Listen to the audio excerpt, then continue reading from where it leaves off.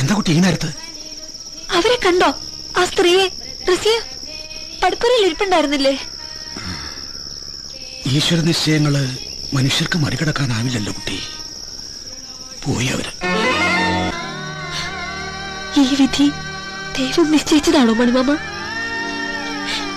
തീരുമാനിക്കാൻ ഈശ്വരൻ എന്നെ ഏൽപ്പിച്ചിരിക്കല്ലേ? എന്റെ ഒരു കയ്യൊപ്പിലല്ലേ ഒരാളുടെ ആയുസ്? എന്റെ വിരൽ തുമ്പത്തല്ലേ അയാളുടെ ജീവൻ? അപ്പോ ഞാനത് നിഷേധിച്ച ദൈവം അയാളോട് കാണിച്ച ദയ ഞാൻ കാണിക്കാതിരിക്കല്ലേ? ആ പാവ സ്ത്രീയുടെ പ്രാർത്ഥനയ്ക്കും കണ്ണീരിനും എന്റെ മുമ്പിൽ ഒരു വിലയില്ലാണ്ടാവുമല്ലേ? ആലോചിച്ചു മണിമാമൻ, ഞാൻ ഒരുപാട് ആലോചിച്ചു.